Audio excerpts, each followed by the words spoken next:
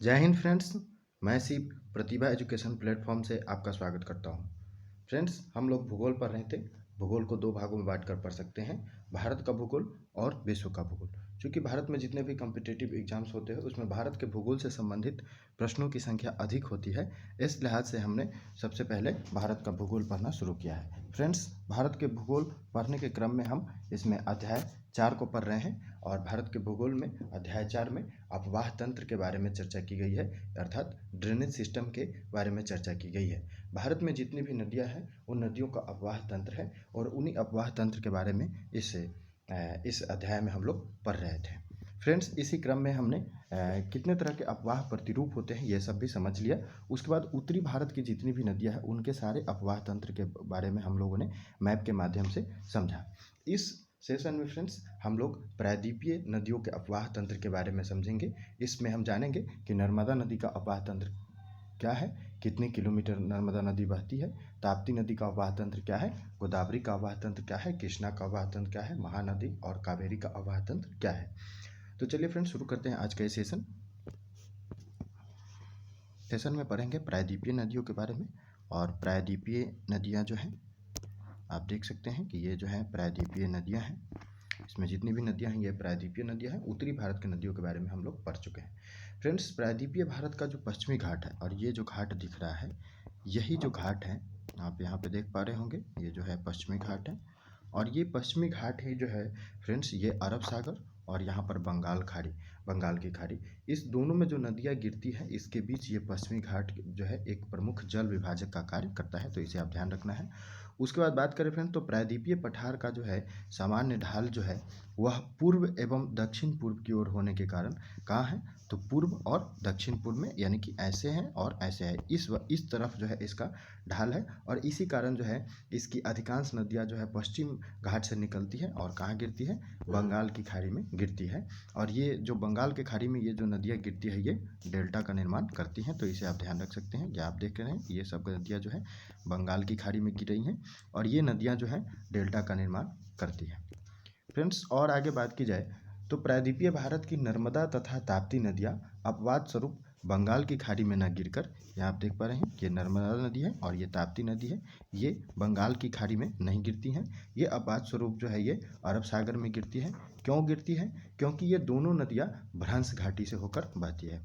तो ये इसलिए गिरती है अरब सागर में क्योंकि ये दोनों नदियाँ जो है एक भ्रंश घाटी से होकर बहती है और जहाँ पर ये गिरती है वहाँ ज्वार नदमुख का निर्माण करती है, तो इसे भी आप ध्यान रख सकते हैं कि जहाँ पे गिरती है ये ज्वार नदमुख का निर्माण करती है। और नर्मदा और ये ताप्ती नदियाँ जो है ये पुरानी रिफ्ट घाटियाँ जो है मानी जाती हैं, तो इसे आप ध्यान रख सकते हैं। उसके बाद बात करें फ्रेंड्स हिमालयी अपवाह तंत्र की अपेक्षा, यानी कि उत्तर भारत की जो नदियाँ हैं जो कि हिमालय से अपवाह होती है, तो उसकी अपेक्षा जो है प्रायद्वीपीय अपवाह तंत्र अधिक पुराना है। ये वाला जो है काफ़ी ओल्ड है, पुराना है, जबकि हिमालय की जो अपवाह तंत्र है वो नहीं है। उसके बाद बात करें इसकी द्रोणियाँ भी जो है आकार में छोटी है, इसलिए छोटी है कि ये अब पुरानी हो चुकी है और पुरानी होने के कारण जो है अब इसकी द्रोणियाँ जो है छोटी है। उसके बाद बात करें फ्रेंड तो दक्षिण भारत की नदियाँ मुख्यतः जो है वृक्षाकार अपवाह प्रतिरूप का निर्माण करती है। और वृक्षाकार क्या होता है इसे हम आपको पिछले सेशन में समझा चुके हैं कि वृक्षाकार अपवाह तंत्र का जो है ये निर्माण करती है और अपने आधार तल को प्राप्त कर चुकी है। अरब सागर तथा बंगाल खाड़ी में गिरने वाली प्रमुख नदियाँ जैसे निम्नलिखित है, तो उसे हम देख सकते हैं। तो फ्रेंड्स, अरब सागर में गिरने वाली नदियों को अगर देखा जाए तो अरब सागर में जो गिरने वाली नदियां हैं आप देख सकते हैं कि ये प्रायद्वीपीय भारत की नदियां हैं और ये सब जो है अरब सागर में गिरने वाली नदियां हैं। इसमें नर्मदा शामिल है, ताप्ती है, माही है, साबरमती है। उसके बाद बात की जाए तो पेरियार है और यहाँ पर देख पा रहे हैं ये मांडवी है जो कि गोवा में है। उसके बाद जुआरी नदी है जो यहाँ देख सकते हैं, शरावती है, गंगवेली है, भरतपूजा है, यहाँ पर देख सकते हैं सतरंजी है, भादर है। तो ये सभी नदियाँ जो हैं इधर अरब सागर में गिरती हैं, तो आप इसे ध्यान रख सकते हैं परीक्षा के लिहाज से कि ये अरब सागर में गिरने वाली नदियाँ हैं। अब फ्रेंड्स उन नदियों की बात करते हैं, ये प्रायद्वीपीय भारत की नदियाँ हैं और उन नदियों की बात करते हैं जो नदियाँ जो है बंगाल की खाड़ी में गिरती हैं इस साइड और यहाँ पर डेल्टा का निर्माण करती हैं। तो ये नदियाँ जो है आप देख सकते हैं यहाँ पर स्वर्णरेखा है, दामोदर है, हुगली है जो कि गंगा की ट्रिब्यूटरी है, बैतरनी है, ब्राह्मणी है, महानदी है, गोदावरी है, कृष्णा है, पेन्नार है, कावेरी है, वैगई है और ताम्रपर्णी है। ये वो नदियां हैं जो कि अरब सागर में लगकर बंगाल की खाड़ी में गिरती हैं और डेल्टा का निर्माण करती हैं, तो इसे आप ध्यान रख सकते हैं। तो ये जो है प्रायद्वीपीय भारत की प्रमुख नदियाँ थी और जिसे हम दो भागों में बांट कर पढ़ लिए, एक अरब सागर में गिरने वाली नदियाँ और दूसरी बंगाल की खाड़ी में गिरने वाली नदियाँ। चलिए फ्रेंड्स, अब हम लोग बात करते हैं वह विभिन्न नदियों के बारे में और अलग अलग नदियों के बारे में, कहाँ उसका उद्गम स्थल है, कितनी लंबाई कवर करती है वो नदियाँ। चलिए देखते हैं। तो अब अलग अलग नदियों के बारे में उसके फीचर्स को समझते हैं। पा रहे हैं आप नर्मदा नदी की, और ये जो है नर्मदा नदी है। कुल जो है ये 1312 किलोमीटर का जो है रास्ता कवर करती है, इतनी लंबी है। और ये मध्य प्रदेश में जो है इसका जन्म होता है।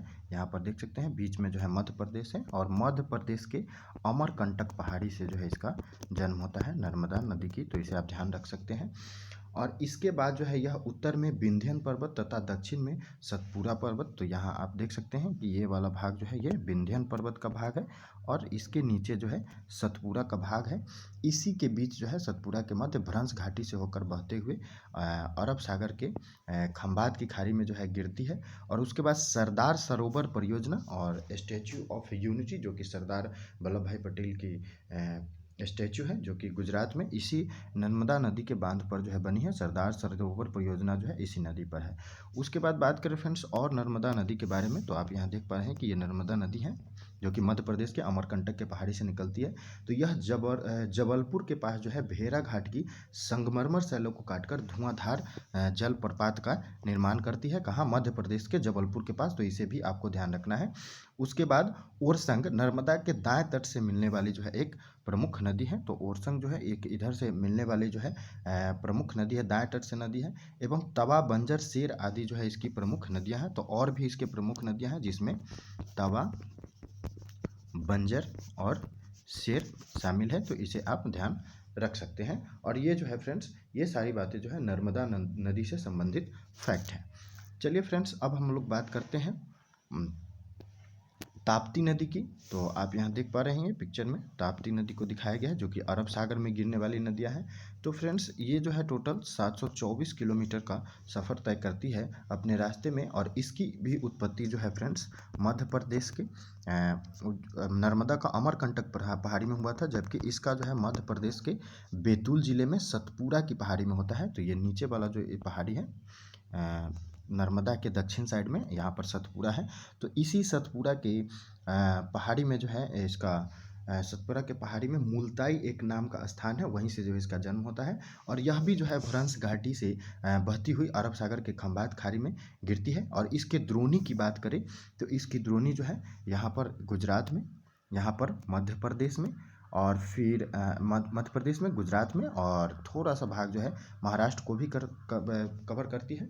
उसके बाद बात करें फ्रेंड, तो गिरना जो है इसके बाएं तट तथा अर्नावती जो है इसके दाएं तट से मिलने वाली प्रमुख नदियां हैं।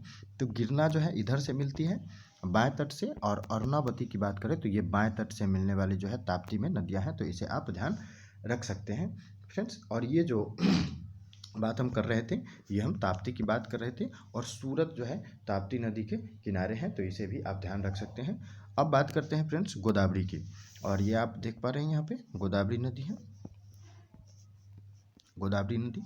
तो गोदावरी नदी यदि आप देख पा रहे हैं तो फ्रेंड्स ये जो है टोटल 1465 किलोमीटर का सफ़र तय करती है। और यह प्रायद्वीपीय भारत की, यानी कि इधर की जो है सबसे बड़ी नदी है। तो इस प्रकार से हम इसमें स्टार लगा देते हैं, ये चूँकि ये सबसे बड़ी नदी है और इसका अपवाह तंत्र भी जो है प्रायद्वीपीय भारत में सबसे बड़ा है। और यह जो है महाराष्ट्र, ये जो भाग है ये महाराष्ट्र का भाग है, और ये महाराष्ट्र के नासिक ज़िले में महाराष्ट्र के नासिक जिले के त्रयंबक नामक स्थान से निकलती हैं। तो इसे आप ध्यान रख सकते हैं कि यह जो है महाराष्ट्र के नासिक जिले में त्रयंबक नामक स्थान से निकलती हैं। और उसके बाद बात करें तो पूर्णा, वर्धा, मंजरा, पेनगंगा, वेनगंगा, प्राणहिता, इंद्रावती, सबरी, ये सब जो है गोदावरी की प्रमुख नदियां हैं। तो इसे आप ध्यान रख सकते हैं कि गोदावरी की सहायक नदियों में शामिल है। फिर से देख लें, पूर्णा, वर्धा, उसके बाद बात करें फ्रेंड्स मंजरा, फिर बात करें तो पेनगंगा, फिर बात करें तो वेनगंगा, उसके बाद उसके बाद बात की जाए तो प्राणहिता, उसके बाद बात की जाए तो इंद्रावती, उसके बाद बात की जाए तो सबरी। ये सब जो प्रमुख नदियां हैं ये गोदावरी की प्रमुख सहायक नदियां हैं। आकार एवं विस्तार में बड़ी हैं और इसलिए जो है यह दक्षिण भारत की गंगा के नाम से जाना जाता है। तो साउथ इंडिया के गंगा के नाम से, दक्षिण की गंगा के नाम से इसे गोदावरी को जाना जाता है। उसके बाद इसकी द्रोणी जो है महाराष्ट्र में है, लगभग 50% है। गोदावरी की द्रोणी जो है महाराष्ट्र में 50%। उसके बाद बात करें मध्य प्रदेश, तो ये वाला भाग जो है मध्य प्रदेश को, और ये वाला भाग जो है छत्तीसगढ़ में, और फिर थोड़ा सा भाग जो है ये उड़ीसा में भी इसका कवर करता है, और उसके बाद तेलंगाना में, और ये वाला भाग आंध्र प्रदेश में, ये वाला भाग तेलंगाना में, और थोड़ा सा भाग जो है ये कर्नाटक में भी कवर करता है ये वाला भाग। तो इसे आप ध्यान रख सकते हैं। इस प्रकार जो है यह गोदावरी नदी की बात करें तो गोदावरी नदी जो है मध्य प्रदेश, छत्तीसगढ़, उड़ीसा, तेलंगाना, आंध्र प्रदेश और कर्नाटक, ये 6 राज्यों से जो है यह नदी बहती है। तो इसे आप ध्यान रख सकते हैं, और ये जो है गोदावरी नदी से संबंधित महत्वपूर्ण फैक्ट है। चलिए फ्रेंड्स, अब हम लोग बात करते हैं कृष्णा नदी की। और यदि आप मैप में देख पा रहे हैं तो ये कृष्णा नदी है, कृष्णा नदी है जो कि बंगाल की खाड़ी में गिरती है। और ये जो है अपने रास्ते में टोटल जो है 1402 किलोमीटर का सफ़र तय करती है। यह प्रायद्वीपीय भारत के सेकेंड नंबर की दूसरी सबसे बड़ी नदी है और गोदावरी के बाद। उसके बाद बात करें इसकी सहायक, इसका उद्गम की बात करें तो यह महाराष्ट्र, ये जो कि पश्चिमी घाट में पड़ता है महाराष्ट्र, तो इस पश्चिमी घाट के सह्याद्री में महाबलेश्वर के पास जो है इसका महाबलेश्वर, इसके पास जो है इसका उद्गम होता है। और इसकी सहायक नदियों में बात करें तो ये देख पा रही हैं तुंगभद्रा, कोयना, उसके बाद बात करें कोयना, घाटप्रभा, मालप्रभा, और उसके बाद बात करें मूसी, भीमा, ये सब जो है इनकी सहायक नदियां हैं। और उसके बाद बात करें तो तुंगभद्रा जो है इसकी सबसे बड़ी सहायक नदी है, जो आपको दिख भी रही है कि तुंगभद्रा जो है इसकी सबसे बड़ी सहायक नदी है। और प्रमुख सहायक नदी जो है तुंगभद्रा की प्रमुख सहायक नदी जो है, इसकी सहायक नदी की बात करें तो हगरी जो है इसकी प्रमुख सहायक नदी है। उसके बाद बात करें फ्रेंड तो कृष्णा नदी गोदावरी नदी के साथ मिलकर, यही कृष्णा नदी यहाँ आप देख पा रहे हैं गोदावरी नदी के साथ मिलकर आंध्र प्रदेश में भारत का जो है दूसरा सबसे बड़ा डेल्टा बनाती है। और पहला सबसे बड़ा डेल्टा यहाँ पर देख रहे हैं गंगा और ब्रह्मपुत्र का जो डेल्टा है ये सबसे बड़ा डेल्टा है, जो कि विश्व का सबसे बड़ा डेल्टा है। तो दूसरा सबसे बड़ा भारत का जो है डेल्टा बनाती है। और उसके बाद बात करें तो कृष्णा नदी जो है जल विवाद भी है, डिस्प्यूट भी है, और किसके किसके बीच है तो समझिए। तो कृष्णा नदी जल विवाद जो है वो आंध्र प्रदेश, कर्नाटक और महाराष्ट्र के बीच में है। तो इसे भी आप ध्यान रख सकते हैं कि इन 3 राज्यों के बीच इस कृष्णा नदी के जल बंटवारे को लेकर विवाद भी है। चलिए फ्रेंड्स, अब हम लोग आगे बात करते हैं महानदी की। और आप यहाँ देख पा रहे हैं ये महानदी है जो कि बंगाल की खाड़ी में गिरती है। और ये जो है अपने रास्ते में टोटल 851 किलोमीटर का रास्ता तय करती है। और इसका उदय जो है यहाँ पर ये छत्तीसगढ़ वाला भाग है। तो इसी छत्तीसगढ़ के धमतरी एक जिला है, छत्तीसगढ़ में धमतरी जिला है। उसी धमतरी जिला में एक सिहावा पहाड़ी पड़ता है, और उसी सिहावा पहाड़ी के पास जो है इसकी उद्गम होती है। यह नदी जो है आप देख पा रहे हैं उड़ीसा से बहती हुई पारादीप के पास, यहाँ पर पारादीप है, उसी में बंगाल की खाड़ी में गिरती है। उसके बाद बात करें फ्रेंड तो शिवनाथ, मांड और ईब इसके बाएं तट से मिलने वाली नदियां हैं। शिवनाथ, मांड और ईब बाएं तट से, तथा यहाँ पर देख रहे हैं तेल और जोंक, ये 2 नदियां जो है तेल और जोंक इसकी दाएं तट से मिलने वाली महानद की प्रमुख सहायक नदी है। उसके बाद और इसमें ध्यान रख सकते हैं इम्पोर्टेंट सबसे ज़्यादा ये है कि इसी पर जो है हीराकुंड बांध है, टिकरापारा बांध है, और ये जो है इस नदी की प्रमुख बहुउद्देशीय परियोजनाएं हैं। इसके बाद बात करें फिर तो महानदी का जो अपवाह द्रोणी है, ये महानदी का जो अपवाह द्रोणी है ये महाराष्ट्र, थोड़ा सा हिस्सा, फिर छत्तीसगढ़, उसके बाद बात करें फ्रेंड्स तो मध्य प्रदेश, झारखंड और उड़ीसा, इन 5 राज्यों में इसकी जो है अपवाह द्रोणी है, तो इसे आप ध्यान रख सकते हैं। चलिए फ्रेंड्स, अब हम लोग बात करते हैं कावेरी नदी की, और आप यहाँ देख पा रहे हैं ये कावेरी नदी है, कावेरी नदी है। तो फ्रेंड्स ये जो है अपने बहने के दौरान टोटल 800 किलोमीटर का सफ़र तय करती है। उसके बाद ही बात करें तो यह जो है कर्नाटक में, यहाँ आप देख पा रहे हैं ये कर्नाटक के कोडागू जिले में ब्रह्मगिरी एक पहाड़ी है, ब्रह्मगिरी एक पहाड़ी है, और उसी पहाड़ी से होता है, और इसे दक्षिण का गंगा कहा जाता है। तो इसे आप ध्यान रख सकते हैं कि इसे जो है दक्षिण का गंगा कहा जाता है। वहीं आपको यहाँ पर ये ध्यान रखना ज़रूरी है कि दक्षिण भारत की गंगा जो है गोदावरी को कहा जाता है, वही दक्षिण की गंगा जो है कावेरी को कहा जाता है। फ्रेंड्स फिर से समझ लें कि दक्षिण भारत की गंगा जो है गोदावरी को कहा जाता है, वहीं दक्षिण की गंगा जो है कावेरी को कहा जाता है, तो इसे आप ध्यान रख सकते हैं। उसके बाद बात करें फ्रेंड्स, तो दक्षिण पश्चिम जो मानसून आती है और उत्तर पूर्वी मानसून, इन दोनों से जो है यह नदी जल प्राप्त करती है, दक्षिण पश्चिम मानसून से भी और उत्तर पूर्वी मानसून से भी। इसलिए जो है यह एक सदा नीरा नदी है, इसमें हमेशा जो है पानी रहती है, इसलिए जो है इसे सदा नीरा नदी के रूप में जाना जाता है। उसके बाद बात करें तो प्रायद्वीपीय जितनी भी नदियां हैं, इसमें सभी नदी जो है मौसमी नदियां होती है। वहीं कावेरी नदी की बात करें तो चूंकि दोनों मानसून के दोनों घटना से जो है इसको वर्षा प्राप्त होती है, इसलिए सदा नीरा नदी है। और इस प्रकार कह सकते हैं कि दक्षिण भारत में जो है यह नदी एक अपवाद भी है, और यह भारत में दूसरा सबसे बड़ा जलप्रपात बनाती है, शिव समुद्रम जलप्रपात, इसे भी आप ध्यान रख सकते हैं। उसके बाद बात करें फ्रेंड्स तो इसकी द्रोणी जो है फ्रेंड्स यहाँ पर तमिलनाडु पुदुचेरी में 56%, इस दोनों में जो है 56% भाग को कवर करता है। वहीं केरल में बात करें तो केरल में थोड़ा सा भाग 3% को कवर करता है केरल में, और कर्नाटक में जो है ये वाला भाग 41% भाग को कवर करता है, तो इसे आप ध्यान रख सकते हैं। उसके बाद बात करें फ्रेंड्स तो हेमावती, लोकपावनी, हेरांगी, सिमसा और अर्कावती बाएं तट से मिलने वाली, यहाँ से आप देख सकते हैं कि हेमावती। उसके बाद बात करें लोकापावनी, उसके बाद बात करें हेरांगी। उसके बाद बात करें सिंसा,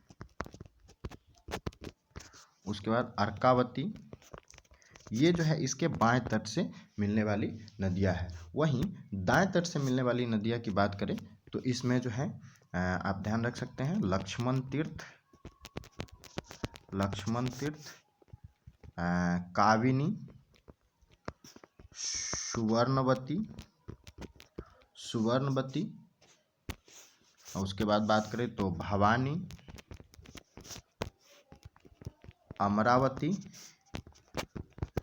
कावेरी। ये जो है दाएं तट से मिलने वाली इसकी जो है प्रमुख नदियां हैं कावेरी की।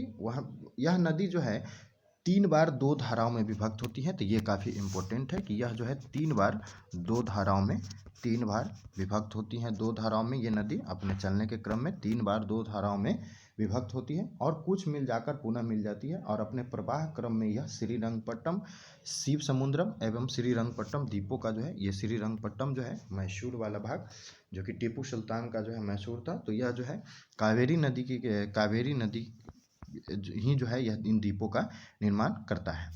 फ्रेंड्स अब एक और नदी आप देख सकते हैं, ये लूनी नदी की हम बात कर रहे हैं, जो कि एक्सेप्शन है, इसे आप समझ लीजिए। ये जो है टोटल 320 किलोमीटर का रास्ता तय करता है। इसका उद्गम जो है अजमेर के दक्षिण पश्चिम में अरावली पहाड़ी श्रेणी से होता है। अजमेर के दक्षिण पश्चिम वाले भाग में अरावली पहाड़ी श्रेणी से जो है इसका उद्गम होता है, और यह राजस्थान तथा गुजरात में प्रवाहित होती हुई कच्छ के रण की दलदली भूमि में विलुप्त हो जाती है। तो राजस्थान में प्रवाहित हुआ, फिर गुजरात में, और यहाँ पर आके जो है ये ख़त्म हो जाता है। यानी कि अजमेर के दक्षिण पश्चिम में इसका उद्गम हुआ, और राजस्थान गुजरात बहते हुए जो है यहाँ पर आके ये ख़त्म हो जाती है। उसके बाद बात करें फ्रेंड तो यह जो है अंतर्वाही नदी है, यानी कि धरती के नीचे से बहती है, इसलिए अंतर्वाही नदी, और यह लवन नदी के नाम से भी प्रसिद्ध है, तो इसे भी आप ध्यान रख सकते हैं। उसके बाद बात करें फ्रेंड तो सरस्वती, बूंदी, सुकरी एवं जवाई, आप ध्यान रख सकते हैं, सरस्वती, बूंदी, शुक्री और जवाई। ये जो नदियां हैं ये इसकी सहायक नदी है।